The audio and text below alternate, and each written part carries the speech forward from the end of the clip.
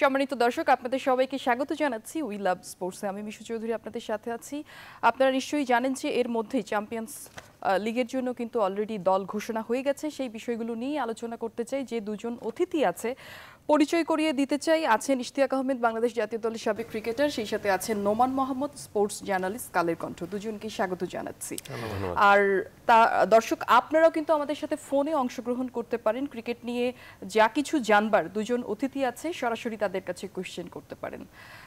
ইশতিয়াক ভাই, শুরু করতে চাই। তার আগে বলতে চাই যে আমাদের বাংলাদেশের কিংবদন্তি শিল্পী লাকি আকান্ত আমাদের মাঝে থেকে চলে গেছেন। আমরা তার বিদেহী আত্মার মাগফিরাত কামনা করছি এবং সেই সাথে দর্শক, আজকের যে শো, এই শোটি তাকে উৎসর্গ করতে চাই। তিনি আমাদের বাংলাদেশের কিংবদন্তি শিল্পী এবং তার যে জায়গাটা আসলে, সেই জায়গাটা আসলে ফিল আপ করবার নয়, তার প্রতি শ্রদ্ধা রাখছি। ইশতিয়াক ভাই, যদি কিছু বলেন। হ্যাঁ, লাকি আকান্ত এবং হ্যাপি আকান্ত দুইজনই খুবই ট্যালেন্টেড মিউজিশিয়ানস ছিলেন। হ্যাপি আকান্ত অনেক আগেই মারা যান, তবে বেশ কিছু তাদের গান আমার মনে হয় অমর হয়ে থাকবে। এবং লাকি আকান্ত শেষের দিকে আমার মনে হয় তার ক্যান্সারজনিত সেজন্য উনি মারা যান। এবং সবাই আমাদের সেটা ফেস করতেই হবে টুডে অর টুমরো। বাট আমার মনে হয় একটা স্বাক্ষর রেখে গেছেন বাংলাদেশের সঙ্গীত জগতে, এবং তাদের নাম, দুই ভাইয়েরই নাম ভোলার না খুব সহজে। সেটাই আসলে, আমায় ডেকো না ফেরানো যাবে না। নোমান ভাই, কিছু বলবেন? ইশতিয়াক ভাইদের অনেক কন্টেম্পোরারি, মানে লাকি, হ্যাপি, তাদের হয়তো তারুণ্যের সময়কার গায়ক। আমাদের সময় না, আমরা ইনফ্যাক্ট অনেক পরে তাদের পুরোনো গানগুলো পরে শুনেছি। বাট স্টিল যেটা হয়, আমাদের জেনারেশনও কিন্তু সেই লাকিতে বা হ্যাপিতে কিন্তু আমরা বোধ হয়েছিলাম। আমাদের জেনারেশনে, তার পরের জেনারেশনে গানটা হচ্ছে গিয়ে এখানেই হচ্ছে গিয়ে তাদের ক্রেডিটের ব্যাপারটা, যে একটা দুইটা তিনটা জেনারেশন তারা যেসব গান তৈরি করে গেছেন। লাকির কথা বলছি আজকে, লাকি আবার এলো যে সন্ধ্যা, তারপর আমায় ডেকো না, নীলমণিহার, নীলা, অসংখ্য গান রয়েছে। আমার মনে হয় যে এটা জেনারেশন থেকে জেনারেশনে আমরা আসলে, এবং আরেকটা যেটা হচ্ছে তাদেরকে শ্রদ্ধাটা আরো বেশি কেন, কারণ এখনকার যে সময়টা আসছে সেই সময় আমরা কিন্তু এরকম শিল্পী পাচ্ছি না। আমরা ক্রিকেট নিয়ে আজকে আলোচনা করতে বসি, ক্রিকেটে কিন্তু ইশতিয়াক ভাই একটা পর্যায়ে দিয়ে গেছেন, তারপরে কিন্তু আরো বেটার প্লেয়ার আসে, এখন আরো বেটার প্লেয়ার আসে, সামনে হয়তো আরো বেটার আসবে, কিন্তু এই সঙ্গীতাঙ্গনে কিন্তু আমরা সেটা দেখতে পাচ্ছি না। সেই কারণে আসলে তাদের প্রতি শ্রদ্ধাটা আরো বেশি, বা ক্রেডিটও অনেক। এনিওয়ে, তিনি যেখানেই থাকুন আসলে ভালো থাকুন, শিল্পীর প্রতি শ্রদ্ধা জানাচ্ছি। আমরা শুরু করতে চাই ইশতিয়াক আহমেদ আপনাকে দিয়ে, যে চ্যাম্পিয়ন্স ট্রফির জন্য আসলে যেই দল ঘোষণা হয়ে গেছে, এর মধ্যে আপনি তো নিশ্চয়ই জেনে গেছেন, আপনিও জেনে গেছেন, আসলে সেই দলটা আপনার কাছে কি মনে হচ্ছে, যে একেবারে কি ঠিকঠাক আছে? শ্রীলঙ্কার সাথে যারা খেলেছেন আসলে তারা তো আছেনই, সেই সাথে নতুন মুখ হিসেবে আমরা দেখেছি সানজামুল ইসলাম, মোহাম্মদ সাইফুদ্দিন, এবং সেই সাথে আরও একটা ব্যাপার হচ্ছে যে আমরা যতদিন ধরে এখানে শো করছি, বারবার টেলিফোন বলেন, সবকিছু বলেন, নাসিরের কথাটা বারবার করে উঠে এসেছে। সেই জায়গাটা থেকেও নাসিরকে আমরা পেয়েছি। সব মিলিয়ে আপনার কাছে নতুন দলটা কেমন লাগছে? দেখেন, দুইটা ট্যুরটাকে কেন্দ্র করেই, একটা হচ্ছে বাইল্যাটারাল ট্রাই নেশন, আর একটা হচ্ছে যেটা আয়ারল্যান্ডে হবে, আর একটা হচ্ছে ইংল্যান্ডে যে চ্যাম্পিয়ন্স ট্রফি। কন্ডিশনস, তারপর প্লেয়ারদের প্রেজেন্ট পারফরমেন্স, ভবিষ্যৎকে চিন্তা করে অনেক কিছু কিন্তু কনসিডারেশনের পরে কিন্তু টিম ঘোষণা করা হয়। আমরা কিন্তু বাইরে থেকে, হ্যাঁ, একটা টিমের মনে করেন 12টা 13টা 15টা প্লেয়ারের মধ্যে 12টা 13টা আমরা জানি যে কারা কারা হবে, বাকি দুই তিনটা হয়তো বা এখানে অনেক পিক অ্যান্ড চুজ হতে পারে, অনেক কনসিডারেশন থাকতে পারে, যেটা আমি বললাম। তো 100% কোনো সময় কোনো টিম কারো 100% মনোপ্রীত হবে না বলে লাভ নেই। বাট আমার মনে হয় by and large it is the best possible side. এখন যদি বলা হয় যে হ্যাঁ, নাসির হোসেন কেন নাই, প্রশ্ন থাকতেই পারে। এখন নাসির হোসেন কার জায়গায় খেলবে, কেন খেলবে, এবং যার জায়গায় খেলবে, as I said, 12-13 জন আপনার টিমে এমনিতেই they walk into the side. এখানে নতুন কোনো প্রয়োজন পড়ে না সিলেক্টরদের, because they are automatic choices. 2-3টা প্লেয়ারকে নিয়ে হয়তো বা সিলেক্টরদেরকে চিন্তা ভাবনা করছে। সানজামুল ইসলামের কথা আপনি বললেও বলতে পারেন কেন নেওয়া হয়েছে। আমার মনে হয় যারা থিঙ্ক ট্যাঙ্কস আছে, যারা সিলেক্টরস আছেন, যারা সানজামুল ইসলাম স্ট্যান্ড বাই আছে, নো, আমার মনে হয় ওয়ার্ল্ড কাপ স্কোয়াডে সে আছে, চ্যাম্পিয়ন্স ট্রফিতে আছে, মেইন স্কোয়াডে সে আছে। অনেকে প্রশ্ন থাকতেই পারে, বাট কেন নেওয়া হয়েছে, নিশ্চয়ই যারা তাকে চুজ করা হয়েছে, যেটা বললাম, অনেক দিক চিন্তা করেই তাকে নেওয়া হয়েছে। এবং যারা নিয়েছে আমার মনে হয় দে উইল বি বেটার জাজেস to say whether the team is all right or not, but আমাকে যদি জিজ্ঞেস করেন, আমি মনে করি it could be a better side. Thank you so much Noman Ahmed. আপনার কাছে যেতে চাই যে আমি যদি একটু বলি যে টিমের মধ্যে আমরা আয়ারল্যান্ডে যদি দেখি তাহলে আমরা দেখছি যে পেসারের সংখ্যা 6 জন এবং চ্যাম্পিয়ন্স ট্রফির জন্য আপনার 5 জন। সেই জায়গাটা থেকে কি মনে হচ্ছে আসলে এই যে সিলেক্টররা এইভাবে এবার সিলেক্ট করেছেন যে পেসারদের দিকে আসলে দৃষ্টিটা খুব বেশি দিয়েছেন? সেটা কিন্তু আসলে এবার না, এটা অনেকদিন ধরে বাংলাদেশের ক্রিকেটে হয়ে আসছে। আমরা ট্রেডিশনালি হচ্ছে কি আমরা বলা হয় যে বাংলাদেশ স্পিন ওরিয়েন্টেড টিম। একসময় 3টা লেফট আর্ম স্পিনার নিয়ে আমরা খেলেছি, রাজ্জাক, রফিক, সাকিব। পরবর্তীতে রফিক চলে যাওয়ার পরও কিন্তু 3 স্পিনার নিয়ে আমরা লেফট আর্ম স্পিনার নিয়ে ইনফ্যাক্ট অনেকদিন খেলেছি। কখনো রাজ্জাক এবং সাকিব একদম ফিক্স ছিলেন, কখনো সর্দি শুভ এসেছেন, কখনো ইলিয়াস সানি এসেছেন, পরবর্তীতে আরাফ হাসান এসেছেন। কিন্তু সেই জায়গা থেকে কিন্তু আমরা সরে আসি। এখন কিন্তু আমাদের স্পিনারের কিন্তু এক ধরনের একটা সংকট কিন্তু রয়েছে, এটা আমরা স্বীকার করি বা নাই করি। এবং বাংলাদেশের টিমের অ্যাটাকটা, বোলিং অ্যাটাকটা পেস ওরিয়েন্টেড হচ্ছে কিন্তু অনেক দিন। আমরা কিন্তু 4 জন পেসার নিয়েও কিন্তু আমরা খেলেছি, রেগুলার খেলেছি, এবং সেই ওয়ার্ল্ড কাপ থেকেই কিন্তু এবং ছিল। সেটা কিন্তু ইনফ্যাক্ট এখন অনেক মানে এই 4টা-5টা পেসার থাকা এটা কিন্তু এখন কোনো আর মানে স্কোয়াডে 5টা পেসার থাকা কিন্তু এখন আর কোনো সারপ্রাইজিং কিছু না, এটা রেগুলার হয়। এবং যখন আপনি ইংল্যান্ডের কন্ডিশনে খেলতে যাচ্ছেন তখন তো এটা আর বলার অপেক্ষা রাখে না। উইকেট এবং তাদের কন্ডিশনটাই ওরকম, উইকেটটা ওইখানে বরং যে মুভমেন্টটা বরং অনেক বেশি থাকে, ওই কন্ট্রোলটা বরং জরুরি। আমাদের যেমন সাবকন্টিনেন্টে যেটা হয় যে কোনো মুভমেন্ট পাওয়া যায় না, ওখানে মুভমেন্টটা এত বেশি থাকে যে কন্ট্রোল করাটা ইম্পর্টেন্ট। সো এই জন্য আমাদের যেহেতু দুটো স্কোয়াড, দুটো টুর্নামেন্ট ভাগ করে নিয়ে যাওয়া হচ্ছে এবং প্রথমটাতে কিন্তু আমরা এক্সট্রা প্লেয়ার নিয়ে যেতে পারছি, সেকেন্ডটাতে কিন্তু আমরা এক্সট্রা প্লেয়ার নেওয়ার আমাদের অপশন নেই, যেহেতু সেটা আইসিসি টুর্নামেন্ট, সেখানে 15 জনের কিন্তু স্কোয়াড আপনার থাকতে হবে। এবং সেক্ষেত্রে আমার মনে হয় যে 3 জন পেসার তো বাংলাদেশে এটা অবভিয়াস, কিন্তু বাংলাদেশ কিন্তু আজকে আমি বলছি 2008, 9, 7, 6 এমন কিন্তু অনেক ম্যাচও হয়েছে 2 জন পেসারই কিন্তু থাকতো। মাশরাফি ইনজুরি থাকলে অনেক সময় আমরা 1 জন পেসার নিয়েও কিন্তু 11 সাজিয়েছি। সো সেখান থেকে কিন্তু ওই চেঞ্জটা এসেছে। সো বেশি পেসার নেওয়াটা সে কারণে আমার কাছে খুব সারপ্রাইজিং মনে হয় না।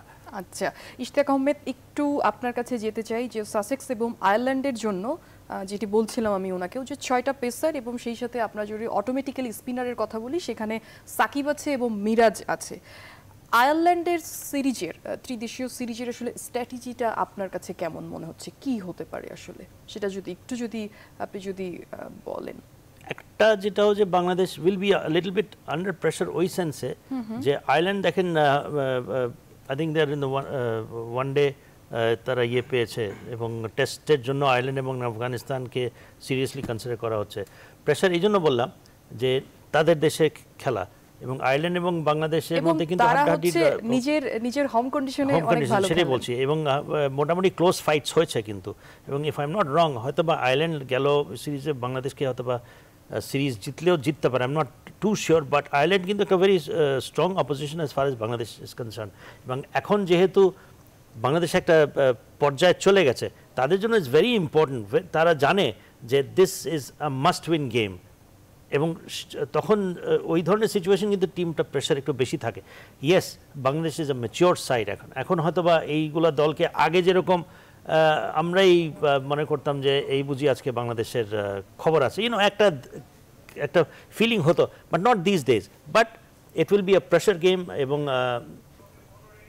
ওখানকার কন্ডিশনস কিরকম হবে, হয়তো বা সিমিং কন্ডিশনস হবে, হয়তো বা ইংল্যান্ডের টাইপই ওখানকার কন্ডিশনে কিন্তু বল অনেক বেশি আপনার সুইং করে, সেটা নিয়ে একটু শুনবো। তার আগে হ্যাঁ, একটা ফোন আছে। দর্শক কে আছেন সাথে, আপনার নাম বলুন এবং কোথা থেকে বলছেন?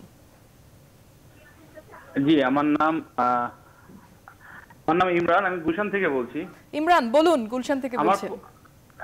যে আমার প্রশ্নটা হচ্ছে, যেহেতু ইংল্যান্ড বা ইউরোপের কন্ডিশন হচ্ছে সুইং করে, অনেক পেস অনেক সুইং করে এবং কন্ট্রোলটা বেশি দরকার, সুইং এর কন্ট্রোলটা বেশি দরকার, সেক্ষেত্রে কেন আমাদের এক্সপিরিয়েন্স ফাস্ট বোলারদের রেখে আমাদের নবাগতদের নিয়ে যাওয়া হচ্ছে?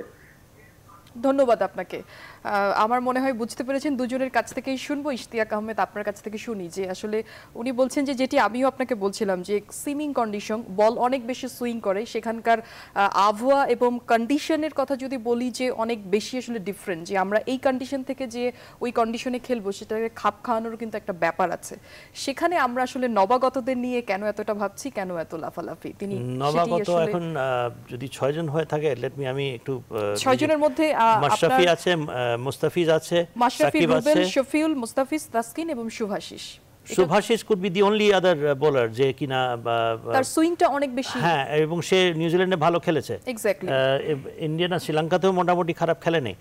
আর বাকি যারা 5 জন আছে, they are the most experienced bowlers. আমি তো এখানে একদম নবাগত কে আছে, আমার তো মনে হয় যে শুভাশিসকে বললেও আপনি বলতে পারেন, but the best possible bowling side. শুভাশিসকে আপনি আসলে কেন বলবেন, কারণ সে তো আসলে ভালো খেলছে। নোমান ভাই, আপনি কোনো কিছু আসলে যুক্ত করতে চান কিনা তার কথাতে? ইসতাক ভাই যেটা বলেন যে দর্শকে তো ক্যারিড অ্যাওয়ে একটা কোশ্চেন করে ফেলেছেন, কিন্তু এক্সপেরিয়েন্সড ওয়াইজ কিন্তু এটা নিয়ে প্রশ্ন তোলার কোনো সুযোগ নেই। আমাদের যে স্কোয়াডটা যেখানে রয়েছে, এখানে আপনার মাশরাফি 15 বছর ক্রিকেট তার এক্সপিরিয়েন্স, মুস্তাফিজকে আপনার এক্সপিরিয়েন্স মাত্র 2 বছর, আপনি তাকে বাদ দেবেন কোনো সুযোগ নেই। তাসকিন এখন আমাদের ওয়ানডে টিমের রেগুলার বোলার, বাদ দেওয়ার কোনো সুযোগ নেই, বাদ দেওয়ার কোনো সুযোগ নেই। শফিউল হচ্ছে কি কামব্যাক সিরিজ, শফিউলও কিন্তু খেলছেন 2009-10 ওই সময় থেকে কিন্তু খেলছেন। অতএব মানে সবাই শুভাশিসের কথাটা একটু বলা যেতে পারে যে শুভাশিস যে কিছুদিন আগে মাত্র ডেবু হয়েছে, কিন্তু এখন আপনি তো সবাইকে তো আর নিতে পারবেন না যে শুধুমাত্র এক্সপিরিয়েন্সের জাজ করে, এবং কন্ট্রোলটা অবশ্যই এক্সপিরিয়েন্স খেলে সেটা খুবই গুরুত্বপূর্ণ। তাহলে তো এটা জাতীয় দল না হয়ে একটা মাস্টার্স টুর্নামেন্টের দল হতে পারতো যে 35+।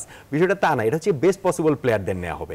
সেখানে এক্সপিরিয়েন্স প্লেয়াররা যদি ফর্মে থাকে সেটা হচ্ছে ভালো, এবং আমাদের স্পেশালি পেস বোলিং লাইন আপের কথা এটা বলার কোনো সুযোগই নেই যে এখানে নবাগতদের প্রাধান্য দেওয়া হচ্ছে। আর ইসতাক ভাইয়ের আগের কথাটা শুধু আমি একটু অ্যাড করি, আয়ারল্যান্ডের সঙ্গে বাংলাদেশ সিরিজ হারেনি। আমি শুনবো, তার আগে একটা ফোন নিতে চাই। দর্শক কে আছেন ফোনে? আপনার নাম বলে প্রশ্নটি করুন। আমার মনে হয় লাইনটা কেটে গেছে, আপনি আবারও ট্রাই করুন যেটি বলছিলেন ইশতিয়াক ভাই। হ্যাঁ, আমি ইশতিয়াক ভাইয়ের সাথে অ্যাড করি, সেটা হচ্ছে কি বাংলাদেশ আয়ারল্যান্ডের সঙ্গে সিরিজটা হারেনি, কিন্তু বাংলাদেশ একটা ম্যাচ হেরেছিল। সেটা হচ্ছে 2010-এ আমরা যখন ইংল্যান্ড ট্যুরে লাস্ট গেলাম, সেই সময় ইংল্যান্ডের সঙ্গে সিরিজটা আমরা 2-1-এ হারলাম। সেকেন্ড ম্যাচ ব্রিস্টলে আমরা একটা ম্যাচ জিতেছি, যেটা শফিউল জিতিয়েছিল। শফিউল যেটা জিতেছিল, man of the match in fact Shafiul না, ম্যান অফ দ্য ম্যাচ হয়েছিল মাশরাফি, কিন্তু ও পেয়েছিল 2 উইকেট। লাস্ট ওভারে তাদের 10 রান প্রয়োজন ছিল, তখন উইকেটে ছিল জোনাথন ট্রট 90 রানে, এবং সেটা খুবই মানে ইংল্যান্ডের ফরে ছিল, কিন্তু সেই ওভারে ট্রটকে আউট করে শফিউল আমাদের জয় নেয়। সো এরপরে আমরা হচ্ছে আমরা ইউরোপ ট্যুর করেছি। ইউরোপ ট্যুর মানে ইংল্যান্ডের পর আমরা গেছি আয়ারল্যান্ডে। আয়ারল্যান্ডের 2 ম্যাচের মধ্যে আমরা একটা জিতেছি, একটা হেরেছি। স্কটল্যান্ডের সঙ্গে ম্যাচটা আমাদের হচ্ছে কি অ্যাবান্ডেন্ট হয়ে গেছে, নেদারল্যান্ডসের সঙ্গে ম্যাচটা আমরা হেরেছি। সো আমাদের রেজাল্ট কিন্তু খুব ভালো না। আপনি চিন্তা করে দেখেন যে হ্যাঁ, রেজাল্ট কিন্তু ইসতাক ভাই কথার যে মূল যে নির্যাসটা, আমাদের রেজাল্ট কিন্তু ভালো না। আয়ারল্যান্ডের সঙ্গে আমরা 1 ম্যাচ জিতেছি, 1 ম্যাচ হেরেছি, এটা আমাদের জন্য ভালো রেজাল্ট না। আমরা স্কটল্যান্ডের সঙ্গে ম্যাচটা ভেসে গেছি, এবং আমরা কিন্তু নেদারল্যান্ডসের সঙ্গেও হেরেছি। সো অনেক বড় চ্যালেঞ্জ, এটা নিয়ে কোনো রকম কোনো সংশয়ের জায়গা নেই। এবং আমার কাছে মনে হয় চ্যালেঞ্জের আরেকটা জায়গা হচ্ছে যে ইংল্যান্ডে আমাদের খেলা হবে, ইংল্যান্ড বা ব্রিটেনে খেলা হবে, মানে আয়ারল্যান্ড যেহেতু আশেপাশের দেশগুলোতেই খেলা হচ্ছে, ইংল্যান্ডের আশেপাশে, আমাদের এখানে নিজেদের প্রমাণ করার একটা জায়গা রয়েছে। ইংল্যান্ড কিন্তু বাংলাদেশের ব্যাপারে এক ধরনের একটা বাংলাদেশের ব্যাপারে ইংল্যান্ডের সবার ব্যাপারে নাকচু ব্যাপার রয়েছে, সবার ব্যাপারে রয়েছে। সো বাংলাদেশের ব্যাপারে রয়েছে বলতে কি, বাংলাদেশ চিন্তা করেন 2011-এ তাদের সঙ্গে আমরা ওইখানেও কিন্তু শফিউল নায়ক, ইনফ্যাক্ট শফিউল আর রিয়াদ আমাদের চিটাগাং যে ম্যাচটা আমরা জিতেছি লাস্ট, আমাদের 8 উইকেট পড়ে গেছিল, তখনও আমাদের কত 56 রান বোধহয় প্রয়োজন ছিল, তাদের পার্টনারশিপে ম্যাচ জিতে গেছি আমরা। এরপরে আমরা 2015 ওয়ার্ল্ড কাপ ইংল্যান্ডের সঙ্গে খেলেছি, মাঝে কিন্তু তারা কোনো ম্যাচ আমাদের সঙ্গে খেলেনি। খেয়াল করে দেখেন, ওই ম্যাচে আমরা জিতেছি ইংল্যান্ডের সঙ্গে। তারপর আমরা হোমে আমরা সিরিজ খেলাম, সেই সিরিজে কিন্তু আমরা তাদেরকে আমরা টেস্টে কিন্তু আমরা হারিয়েছি। ওয়ানডে সিরিজ আমরা হারলেও কিন্তু একটা ম্যাচ জিতেছি। সো এখন যদি ওখানে গিয়ে আমরা আমাদের নিজেদের পারফরমেন্সটা প্রুভ করতে পারি, আমরা যদি সেই ভালো খেলাটা করতে পারি, ইংল্যান্ড আমাদেরকে, আমি নিশ্চিত যে আমাদের 2022 পর্যন্ত আমাদের কিন্তু এফটিপিতে ইংল্যান্ডের সাথে কোনো, England is the only country যারা আমাদের আমন্ত্রণ জানাতে এখন পর্যন্ত রাজি নয়। কিন্তু এখানে যদি আমরা আমাদের প্রুভ করতে পারি, আমরা যদি ভালো খেলতে পারি, ধারাবাহিকভাবে ভালো খেলতে পারি, তাহলে আমার ধারণা এটা চেঞ্জ হয়ে যেতে পারে। ইন্ডিয়ার ক্ষেত্রে বাইলেটারাল এটা হতে পারে, ইন্ডিয়ার ক্ষেত্রে যেটা হয়েছে, ইন্ডিয়াও কিন্তু আমাদের ব্যাপারে, আমরা সেই এই বছর মাত্র আমরা ট্যুর করলাম ইন্ডিয়াতে, মানে টেস্ট সিরিজ, সেটাও 17 বছর পরে, ইনফ্যাক্ট সেটাও 17 ছিল 2000 থেকে তো আমরা টেস্ট খেলছি, আমি সেই হিসাবে বলছি। আমি যেটা বললাম যে সেটাও কিন্তু আমাদের কূটনৈতিক অবশ্যই দক্ষতার জায়গা রয়েছে, ক্রিকেট কূটনীতি, কিন্তু এট দ্য সেম টাইম মাঠের পারফরমেন্সটা কিন্তু ইম্পর্টেন্ট। আমরা কিন্তু মাঠের ক্রিকেটে ইন্ডিয়াকে ওয়ানডে সিরিজে হারিয়েছি, ওয়ার্ল্ড কাপে আমরা বড় ব্যবধান হারলেও তাদের বেগ দিয়েছি, আমরা কিন্তু টি20 ওয়ার্ল্ড কাপেও কিন্তু আমরা ওই যে আমাদের সেই লাস্ট 3 বলের পাগলামি, মাত্র 1 রানে হেরে গেলাম মুশফিক মাহমুদুল্লাহ। সো ওই পারফরমেন্সটা ইম্পর্টেন্ট, প্লেয়াররা যখন ওই পারফরমেন্সটা করতে পারবেন তখন কিন্তু বোর্ডেরও কিন্তু বলার একটা জায়গা থাকে। এই কারণে এই ট্যুরটা আমার মনে হচ্ছে অনেক দিক দিয়ে ইম্পর্টেন্ট।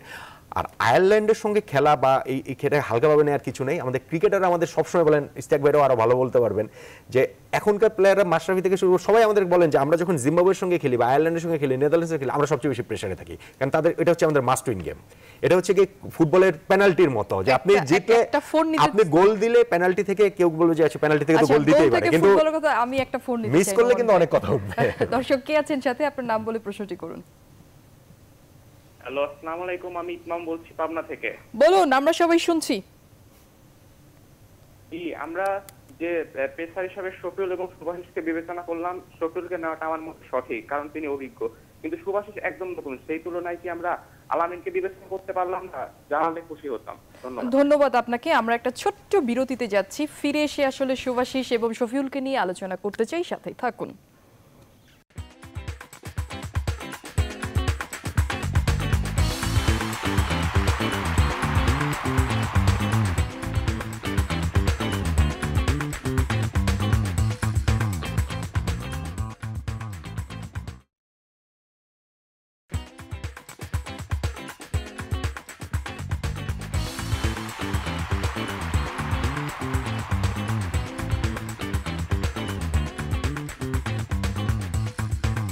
সে নিয়ে করবে।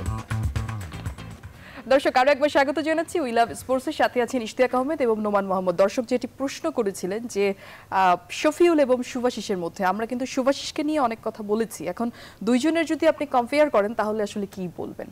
না, শফিউল অভিজ্ঞতার কারণে আসে, বেশিরভাগ সময় ছিল ইনজুরির কারণে সে টিমে ছিল না। তার মুভমেন্টস ভালো, তার কন্ট্রোল ভালো, যেটা নোমান বলল গেল সিরিজে he was one of the chief architects of victory Shafiul Islam. এখনও সে মোটামুটি যদি ফিট 100% থাকতো সে আউট অফ দ্য সিন হয়তো বা হতো না। আর অ্যাজ ফার এজ আমার মনে হয় আলামিনের কথা বলেছিল, না না আলামিনের কথা বলছেন, আলামিনের কথা বলছে। আলামিন আমার কাছে একটা সারপ্রাইজিং যে সে সিনে নাই কেন।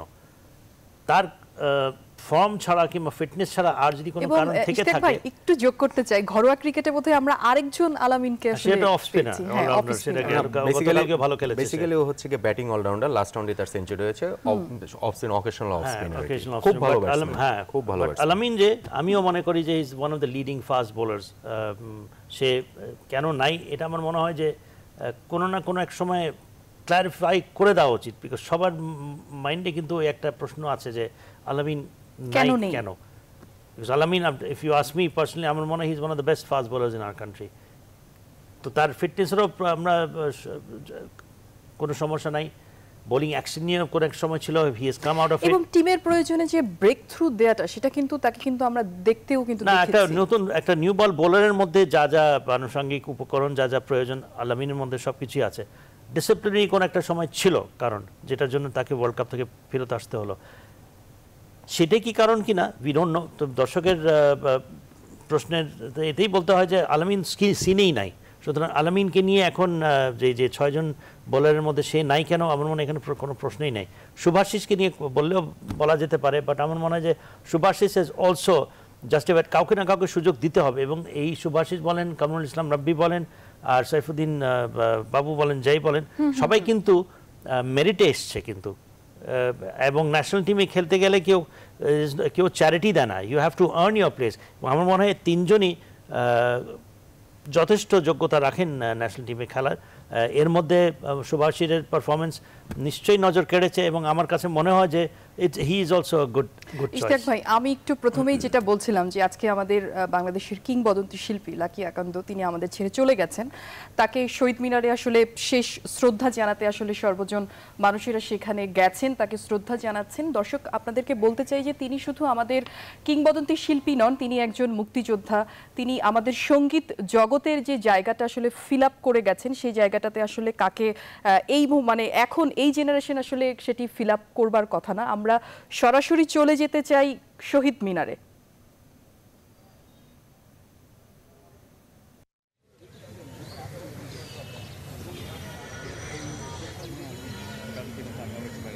ছবি কি পেয়েছেন?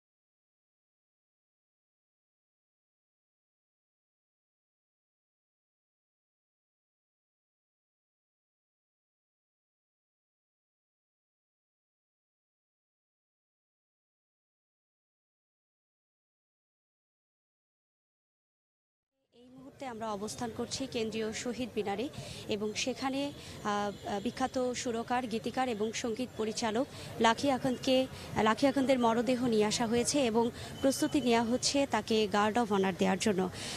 দর্শক, আপনারা জানেন যে গতকালকে দুপুর থেকেই শিল্পীর শারীরিক অবস্থার অবনতি হয় এবং ক্রমশই তিনি অসুস্থ হয়ে পড়ায় তাকে মিডফোর্ড হাসপাতালে নিয়ে যাওয়া হয় এবং সেখানকার কর্তব্যরত চিকিৎসক তাকে মৃত ঘোষণা করেন এবং তারপরে তাকে নিজ বাসায় আরমানিটোলায় নিয়ে আসা হয় এবং সেখানেই সঙ্গীতাঙ্গনের শিল্পীরা ছিলেন, তার আত্মীয় স্বজনরা ছিলেন। শেষ শ্রদ্ধা সেখানেই শিল্পীকে জানাতে আসেন তার স্বজনেরা। দর্শক, আপনারা জানেন যে তিনি দীর্ঘদিন ফুসফুসের ক্যান্সারে আক্রান্ত ছিলেন এবং গত বছরের অর্থাৎ 2016 সালে তিনি ব্যাংককে চিকিৎসা নিতে যান এবং 6 মাস পরে দেশে যখন ফিরে আসেন তিনি কিছুটা সুস্থ ছিলেন। এরপর তিনি হঠাৎ করে আবারও অসুস্থ হয়ে যাওয়াতে প্রথমে ইউনাইটেড হাসপাতালে চিকিৎসাধীন ছিলেন এবং এরপরে তিনি বারডেম হাসপাতালে দীর্ঘদিন চিকিৎসা নেন। এর কিছুদিন পরে তিনি যখন আরও কিছুটা অসুস্থ হয়ে পড়েন তখনই তাকে রাজধানীর বঙ্গবন্ধু শেখ মুজিব মেডিকেল বিশ্ববিদ্যালয়ে স্থানান্তরিত করা হয় এবং দীর্ঘ 8 মাস যাবৎ তিনি চিকিৎসা নেন। কিছুটা শারীরিক উন্নতি হওয়ার পরেই তাকে চিকিৎসকরা জানান যে তিনি বাসায় যেতে পারবেন এবং স্বজনেরা চিকিৎসকের কথা শুনেই তাকে বাসায় নিয়ে আসেন এবং তিনি বেশ সুস্থই ছিলেন। তবে হঠাৎ করেই গতকাল অর্থাৎ শুক্রবার দুপুর থেকেই তিনি অসুস্থ হয়ে যান এবং সন্ধে নাগাদ তিনি না ফেরার দেশে চলে যান এবং বঙ্গবন্ধু শেখ মুজিব মেডিকেল বিশ্ববিদ্যালয়ের চিকিৎসক আমাদেরকে জানিয়েছেন যে তিনি কিছু পরীক্ষা নিরীক্ষা করার পরেই তারা সিদ্ধান্ত নেন এবং তারা স্বজনদেরকে জানান যে তিনি এই পৃথিবী থেকে চলে গেছেন। তো গতকালকেই দর্শক জানানো হয় যে আজকে সকাল 10টায় আরমানিটোলা জামে মসজিদে তার প্রথম জানাজা অনুষ্ঠিত হয় এবং ঠিক 11টার সময় কেন্দ্রীয় শহীদ মিনারে শিল্পীর মরদেহ নিয়ে আসা হয় এবং এখানে আপনাকে একটু দেখাতে চাই যে বিভিন্ন শিল্প অঙ্গনের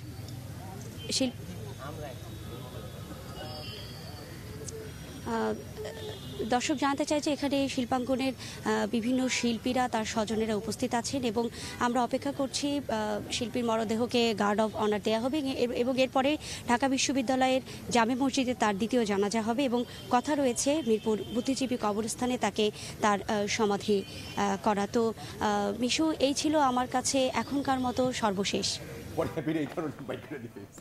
ধন্যবাদ।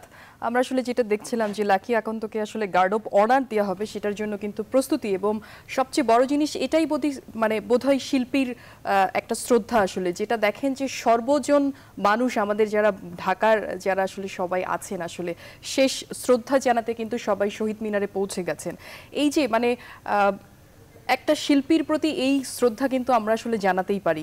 দিন শেষে কিন্তু সবচেয়ে বড় জিনিস যে তার যে সেই সব মুখরিত গান, তার সেই সব হিট গান, সেই গানগুলোর কথাই কিন্তু বারবার করে আলোচনা হচ্ছে এবং আমরা কিন্তু অফ ইয়ারেও কিন্তু সেই গানগুলোর কথাই কিন্তু বলছিলাম বারবার। এটা ইনফ্যাক্ট আজকে বাংলাদেশে সবাই বলছে আমাদের যে তারুণ্য 80s যে তারুণ্য তারা কিন্তু এখন কিন্তু প্রৌঢ়ত্বে এসে ঠেকেছে, অনেকে বার্ধক্যে চলে এসেছে, কিন্তু সেই তারুণ্যের পরও কিন্তু 2-3টা জেনারেশন রয়েছে। পরের জেনারেশনের তারুণ্য, এখন যারা তারুণ্য সবাই কিন্তু এই আলোচনাটা করছে। এই শিল্পীর সার্থকতা কিন্তু সেই জায়গাতে। এবং আমি যদি আজকে অনেক জায়গায় নিশ্চয়ই লেখা হবে, বলা হবে কাব্য করে যে আজকে লাকির জন্য আকাশও কাঁদছে, টু সাম এক্সটেন্ট সেটা হয়তো সত্যিও, তাই না? আজকের দিনটাই এরকম ঝুম বৃষ্টি হচ্ছে। আরেকটা জিনিস লক্ষ্য করেছেন কিনা যে আমরা হয় না যে ঘরে বসে যখন আড্ডা দিই বা ক্যাম্পাসে বসে যখন আড্ডা দিচ্ছি, আসলে এই আড্ডার মধ্যে যখন গিটার বাজে তখন কিন্তু আপনি দেখবেন যে এইসব পুরাতন গানগুলোই কিন্তু আমরা আসলে বেজে গাই। এখনকার দিনের গান কিন্তু আসলে কারো মুখে কিন্তু আমরা আসলে ওভাবে কিন্তু শুনতে পাই না। আপনিও কিন্তু গুনগুন করে কিন্তু অনেক, আমরা স্বাধীনতার পরে তখন প্রথম কাদের নাম শুনতাম? আজম খান, ফিরদৌস ওয়াহিদ, ফিরোজ শাহী, লাকি আখন্দ, এদেরকে কেউ কোনোদিন ভুলতে পারে? আমি তো মনে করেন আমার মনে হয় আমরা যারা প্রথম দিককার যখন শোনা শুরু করি, এদের অনেকে তো অনেক পরে এসছে, দে ডোন্ট নো এনারা যে কিংবদন্তি লেজেন্ডারি মিউজিশিয়ানস, ট্যালেন্টেড, এবং আজকে যে সম্মান তাদেরকে দেখানো হচ্ছে যথার্থ, আমার মনে হয় যে এটা সত্যি এটা আমরাও মনে করি যে এটাই হওয়া উচিত। এবং আজম খান মারা যাওয়ার পরে দেখেন কি ধরনের একটা মানে মনে হচ্ছিল যে একটা ধস নেমে গেছে। যথার্থ আমি মনে করি যে আজকে লাকি এখন যে সম্মানটা পাচ্ছেন, we feel proud and we feel good about it. সত্যি তাই। সবচেয়ে বড় জিনিস যেটা হচ্ছে যে যার যে জায়গাটা আসলে থাকে সেটা কিন্তু আসলে কখনোই ফিল আপ হয় না। আমরা আলোচনা করব তার আগে আমরা একটা লাইভে যেতে চাই। দর্শক, আমরা এই মুহূর্তে সরাসরি চলে যাব মিরপুরে। সেখানে আছেন আমাদের সহকর্মী রায়হান মাসুদ। রায়হান, আজকে যে বোর্ড সভা হওয়ার কথা, এই বিষয়ে আপনার কাছে কি তথ্য আছে?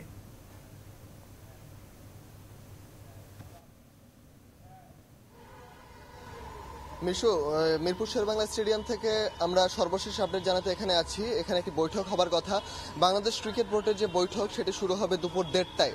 আজকের মিটিংয়ের মূল এজেন্ডা হচ্ছে আম্পায়ার্স কমিটির যে চেয়ারম্যান নাজমুল করিম টিঙ্কু, তিনি কিন্তু পরপারে গিয়েছেন। তার মৃত্যুতে সবাই শোকাহত এবং তার পরিবর্তে যিনি আম্পায়ার্স কমিটির পরবর্তী চেয়ারম্যান হবেন তার নাম আজই ঘোষণা হতে পারে এই মিটিংয়ে। এছাড়া সাকিব আল হাসানের নাম আমরা জানি যে টি-20 অধিনায়ক হিসেবে এখন পর্যন্ত ঘোষণা হয়নি, তার নামটিও আজই ঘোষণা হয়ে যেতে পারে। আপনারা জানেন যে মাশরাফির অধিনায়কত্ব ছাড়ার পর দেশের ক্রিকেটে এবং ক্রিকেট পাড়া এবং চারিদিকে একটি শোকের ছায়া বইছিল যে মাশরাফি বিন মুর্তজা অধিনায়ক না থাকলে কি হতে পারে। তারা নানা ধরনের অঙ্ক করছিল যে মাশরাফি মুর্তজার মতো যে চরিত্র, সে যদি অধিনায়ক না থাকে তাহলে দেশের বর্তমান ক্রিকেটের পরিস্থিতি তা বদলে যাবে কিনা। নানা ধরনের শঙ্কা আসছিল দেশের ক্রিকেট প্রেমীদের মধ্যে, সাংবাদিকরা এ নিয়ে আলোচনা করছিল, বিভিন্ন টকশোতেও এ নিয়ে আলাপ আলোচনা হচ্ছিল। এখন আমরা একটু বলে রাখি, সাকিব আল হাসান কিন্তু টি-20তে বেশ পটু এবং বেশ ঝানু একজন ক্রিকেটার, যে কিনা টি-20 যে চরিত্র তার সাথে খুবই মানানসই। কারণ তিনি Australia, West Indies, Pakistan, Sri Lanka এবং 6টি দেশে তিনি টি-20 খেলেছেন এবং টি-20 ক্রিকেটের ফেরিওয়ালা বলা যায় সাকিব আল হাসানকে। তার যে ক্রিকেটীয় বোধ সেটি কিন্তু টি-20তে বাংলাদেশ জাতীয় দলকে অনেকটা সাহায্য করবে। আপনারা জানেন যে সামনে টি-20 বিশ্বকাপগুলো রেগুলারলি হবে। সামনে পরবর্তী যে টি-20 বিশ্বকাপ তার ডেট কিন্তু এখনো দেয়নি। সেই পর্যন্ত মাশরাফি খেলেন কিনা তার একটা শঙ্কা ছিল। সেই শঙ্কার ভিত্তিতেই হয়তো মাশরাফির কাছে অনুরোধ করেছিল টিম ম্যানেজমেন্ট যে আপনি অধিনায়কত্ব ছেড়ে দেন এবং মূল ম্যাচে থাকেন। কিন্তু মাশরাফি মুর্তজা অধিনায়কত্ব ছাড়ার সাথে সাথে টি-20 ক্রিকেট থেকেও সরে দাঁড়িয়েছেন। তার প্রেক্ষিতে সাকিব আল হাসানকে অধিনায়ক করা যেতে পারে। চ্যাম্পিয়ন্স ট্রফির যে দলটি তা নিয়ে যদি একটু আলোচনা করি তাহলে দেখা যাবে যে চ্যাম্পিয়ন্স ট্রফির দলের যে মূল আক্ষেপ সেটি হচ্ছে নাসির হোসেন থেকে গেছে আরও একবার। কারণ নাসির হোসেন নিয়ে আমরা অনেকদিন ধরে আলাপ আলোচনা শুনছিলাম যে নাসির হোসেন কেন নেই এই দলে। নাসির হোসেনকে কিন্তু আয়ারল্যান্ড সিরিজের জন্য মূল দলে নেওয়া হয়েছে এবং চ্যাম্পিয়ন্স ট্রফির জন্য স্ট্যান্ড বাই রাখা হয়েছে। এটি নিয়ে কিন্তু দেশের ক্রিকেট প্রেমীদের মধ্যে বিশেষ করে নাসির হোসেনের যে ভক্ত সমর্থকরা তারা কিন্তু খানিকটা আক্ষেপ প্রকাশ করেছেন। বর্তমান যে দল সেই দলের প্রেক্ষিতে আমরা বলতে পারি যে নাসির হোসেনের জায়গায় মোস্তাক হোসেন সৈকত কিন্তু বেশ দারুণ খেলছেন। তার যে ব্যাটিং এবিলিটি, তার যে ঝড়ো ব্যাটিংয়ের এবিলিটি, সময় মতো তিনি কিন্তু বল হাতে নিয়ে ব্রেক ছুঁয়ে দিতে পারেন, তা কিন্তু আমরা দেখেছি শ্রীলঙ্কার মাটিতে। ১৭তম টেস্ট জয়টিতে কিন্তু মোস্তাক হোসেনের ব্যাটিং খুবই কার্যকরী ছিল। তার যে ৭৫ রানের ইনিংসই ছিল তা কিন্তু আমাদের বেশ সাহায্য করেছে। আমরা বৈঠকের ব্যাপারে একটু বলি। টুর্নামেন্ট আমাদের যে সিইও, বাংলাদেশ ক্রিকেট বোর্ডের সিইও, তিনি কিন্তু ইতিমধ্যেই বোর্ডে অবস্থান করছেন। এছাড়া কিছুক্ষণ আগেই পেশাদার লীগ কমিটির যে চেয়ারম্যান তিনিও এসেছেন। নানাভাবে এখন তারা আলোচনা করছেন যে কি করে বোর্ড মিটিংয়ে নতুন এজেন্ডা আনা যায়। মিশু, আমি পরবর্তী আপডেটে কিন্তু আপনার মিটিংয়ের সর্বোচ্চ যে তথ্য সেটি আমরা জানিয়ে দেব। ধন্যবাদ রায়হান। আমরা কিন্তু দেখছিলাম যে রায়হান কিন্তু আমাদের সহকর্মী রায়হান মাসুদ, তিনি কিন্তু বলছিলেন যে কি কি আসলে এজেন্ডা হতে পারে। সেই সব বোর্ডের আজকে সভা টিঙ্কু ভাইয়ের জায়গায় আসলে কে আসতে পারেন এবং টি-20 ক্যাপ্টেন। সেই সাথে আরও একটি বিষয় আমি নিজে ব্যক্তিগতভাবে যোগ করতে চাই যে এমন কিছু কথা আসলে আমরা শুনেছি যেটি যখন ঘরোয়া ক্রিকেট লিগের মুশফিক যখন আপনার সাইন করে তখন উনি বলছিলেন যে আমাদের বেতনটা যদি আরেকটু বাড়ানো যায় সেটি বোধহয় আরেকটু ভালো হবে। সেই সব বিষয় নিয়ে আলোচনা করতে চাই, কিন্তু তার আগে ছোট্ট একটা বিরতিতে যেতে চাই। দর্শক সাথেই থাকুন, ফিরছি খুব শীঘ্রই।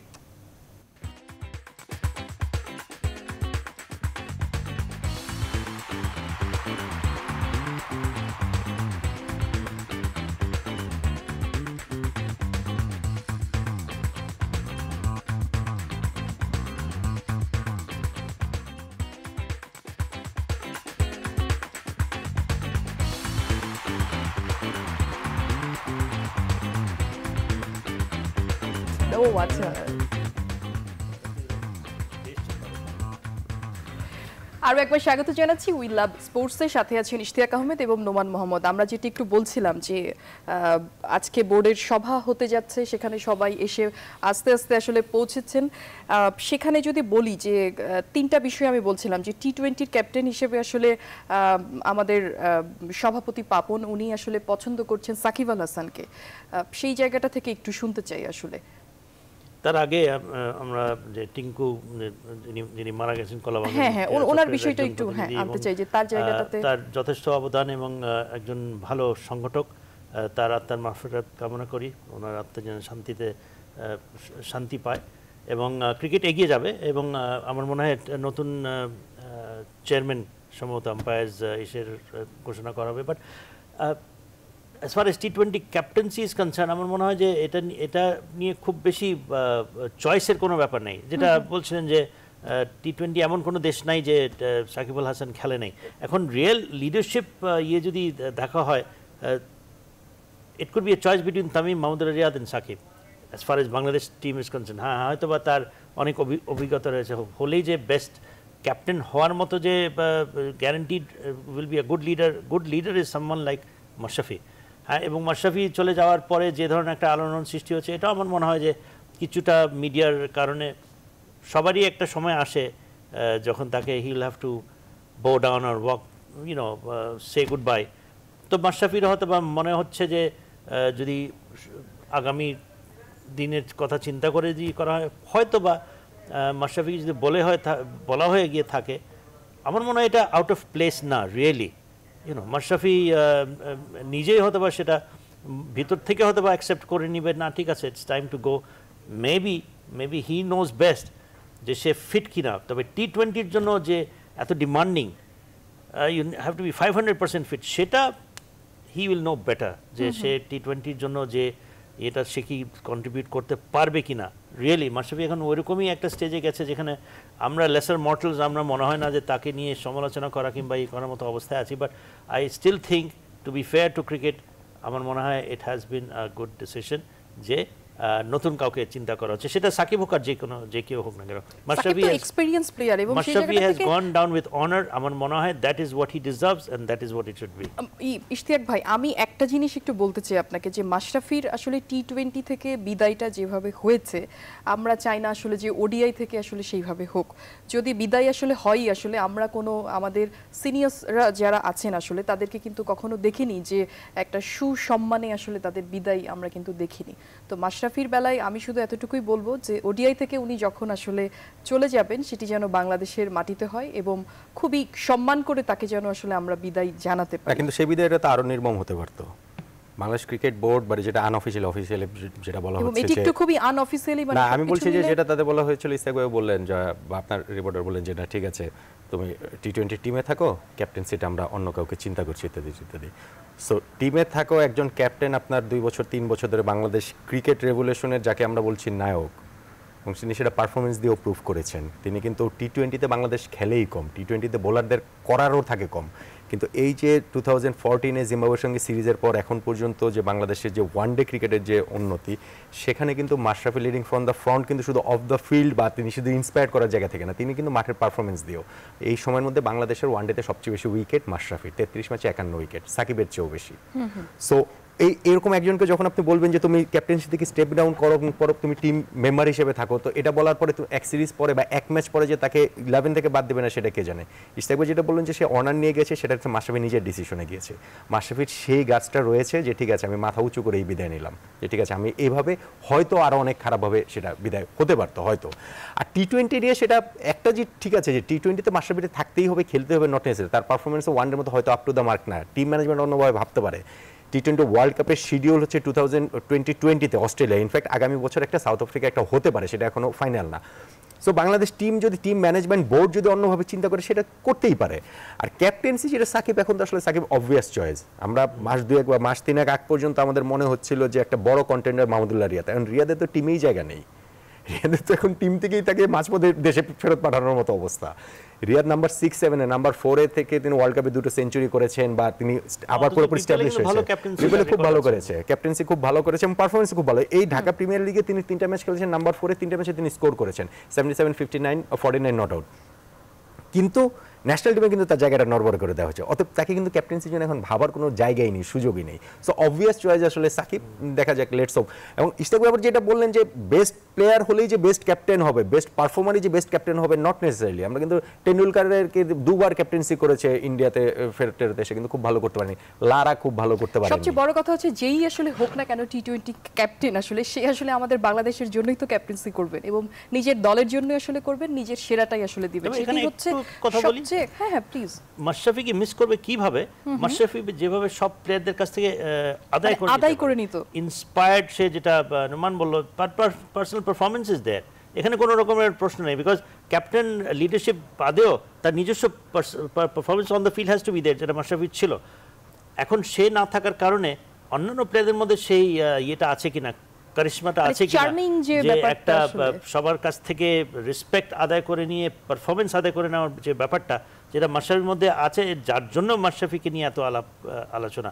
এখন দেখার বিষয় যে আসবে তার মধ্যে সেই গুণাবলী আছে কিনা, এবং যদি নাও থাকে সেটা আসলে আমার মনে হয় যে তিনি আসলে ওইভাবেই আসলে সৃষ্টি করবেন। একটু শুনতে চাই আসলে, যে সেটা হচ্ছে যে এই যে ক্রিকেটাররা আসলে ঘরোয়া ক্রিকেট যখন শুরু হয় আসলে, তখন অনেকেই বলছিলেন যে আমাদের আসলে এই মুহূর্তে বেতন বাড়ানো উচিত। আসলে বেতনটা আপনারা আসলে কি মনে করছেন, যে আসলে কি একটু বাড়ানো উচিত?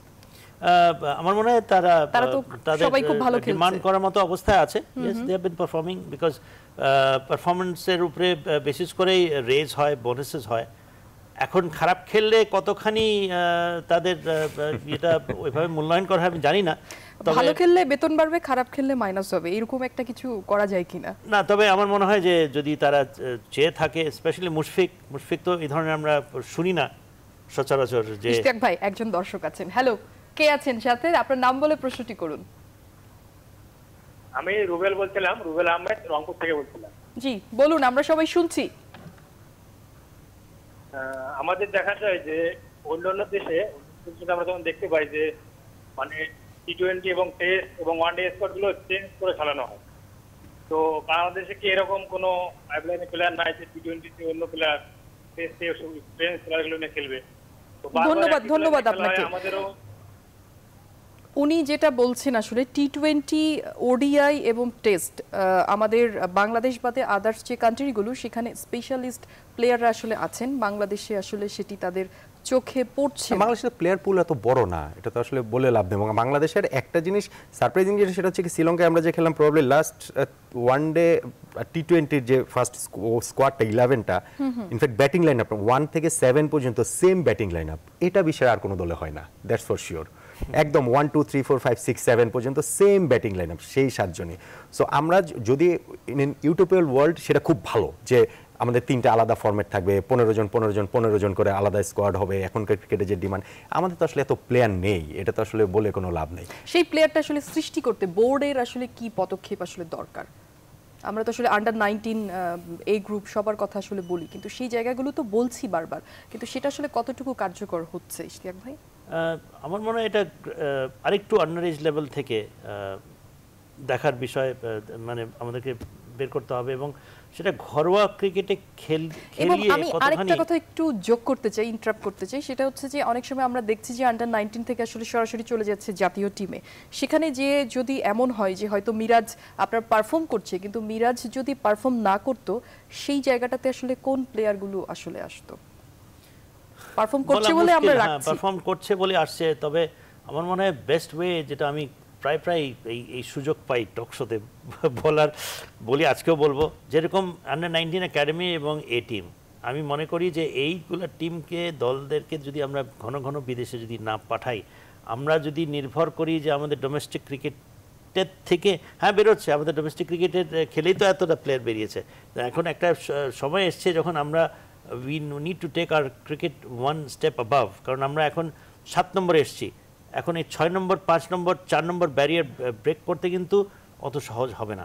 তো সেটা করতে গেলে আমাদের কি করতে হবে? আমাদের বিদেশের মাটিতে যত বেশি আমরা অভিজ্ঞতা অর্জন করাতে পারি প্লেয়ারদেরকে, এবং সেটা একমাত্র উপায় হচ্ছে England, Australia, south Africa, New Zealand, যেখানেই হোক দেশের বাইরে এই টিমগুলোকে যেন আমরা ক্যালেন্ডার, আমরা যেন, যেহেতু আমাদের কোনো ডোমেস্টিক ক্রিকেট ক্যালেন্ডার নাই, আজ পর্যন্ত দেখি নেই, আমরা খালি বলে আসছি যে ডোমেস্টিক ক্রিকেট স্ট্যান্ডার্ড আমাদের বাড়াতে হবে, এই করতে হবে, ওই করতে হবে।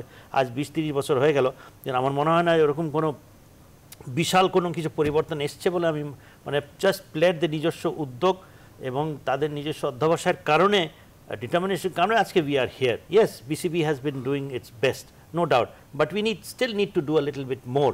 এবং আমার মনে হয় যে যদি আমরা এখন থেকেই সে একটা 5 ইয়ারের প্রোগ্রাম যদি নেই, under 19 A team academy team যদি আমরা বাইরে পাঠাই এবং এই প্লেয়ারদেরকে আমাদেরকে বাইরের এক্সপোজার দিয়ে বের করতে হবে, তখনই আপনি হয়তো পাবেন। এবং সেটা নট জাস্ট ওয়ান ডে এবং T20, that has to B longer version. আমাদের লঙ্গার ভার্সন খেলাতে আমাদেরকে প্লেয়ারদেরকে বিদেশের মাটিতে আমাদেরকে তৈরি করতে হবে, প্রস্তুত করতে হবে। আমার মনে হয় ইট ইজ নট ইম্পসিবল, বরং আমরা ডোমেস্টিক ক্রিকেটে যেটা ইট ইজ আ মাস্ট, কিন্তু আমরা আজকে যেহেতু আমরা আজ পর্যন্ত সেরকম পারি নাই ওই ডোমেস্টিক ক্রিকেটের স্ট্যান্ডার্ডটা টেস্ট ক্রিকেট লেভেল পর্যন্ত যতদিন পর্যন্ত আমরা না নিতে পারবো ততদিন পর্যন্ত আমরা ওই সাকিবুল হাসান আজকে পেয়েছি 30 বছরে একটা।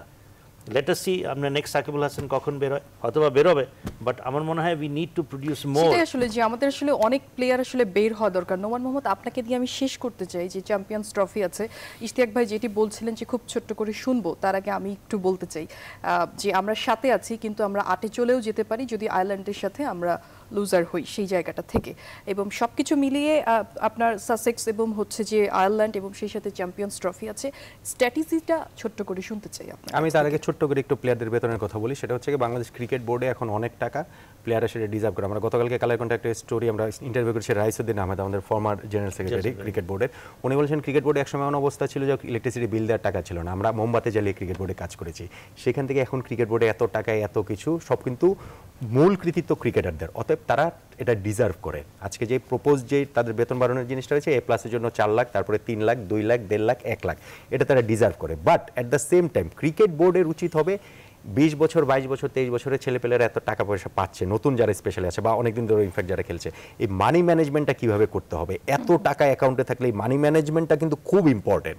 সেটা বিষয় একটু ক্রিকেট বোর্ড যদি কাজ করে, আমার মনে হয় সেটা ক্রিকেটের জন্য ভালো হবে। আর যেটা বললেন যে স্ট্র্যাটেজি কী হওয়া উচিত, যেটা আমি বললাম, Zimbabwe, Ireland, Scotland, Netherlands, Afghanistan, এদের সঙ্গে খেলতে গেলে আমরা প্রেশারে থাকি। প্রেশার কিন্তু র্যাঙ্কিংয়ের কারণে না, প্রেশার ওই কারণে যে হেরে গেলে আমাদের খবর আছে, সেটা মিডিয়া থেকে শুরু করে আমজনতা থেকে শুরু করে সবাই, মানে সেই হারাটা আমরা আসলে হারতে চাই না, এটা আমাদের আসলে অ্যাভয়েড করতেই হবে। এবং সেটা র্যাঙ্কিং এর জন্য, কারণ 30 সেপ্টেম্বর মধ্যে র্যাঙ্কিং এর ইংল্যান্ডের সঙ্গে যে টপ 7টা টিম থাকবে তারা কিন্তু 2019 ওয়ার্ল্ড কাপে সরাসরি করবে। তো সব মিলিয়ে আসলে সিরিজটা খুব গুরুত্বপূর্ণ। এবং আমি মনে করি বাংলাদেশ ক্রিকেট আসলে এখন যে জায়গায় গেছে, বাংলাদেশ ক্রিকেটের কন্ডিশন উইকেট নিয়ে ওরিড হওয়ার আসলে কিছু নেই। আপনাদের দুজনকেই ধন্যবাদ, একদম শেষের পর্যায়ে চলে এসেছি। ধন্যবাদ দুজনকে। দর্শক, এই ছিল আমাদের বাংলাদেশ ক্রিকেটের আসলে যেই জায়গাটাতে আছে, তাতে আমার মনে হয় না যে আমাদের আসলে ভয় পাবার কোনো জায়গা আছে। আসলে যেভাবে খেলছে ঠিক সেভাবেই আসলে খেলে যাক, এটাই হচ্ছে বাংলাদেশ ক্রিকেটারদের এবং ক্রিকেটের জন্য আসলে শুভকামনা। সবাই ভালো থাকুন, সুস্থ থাকুন, সাথে থাকুন নিউজ 24-এর। ধন্যবাদ সবাইকে।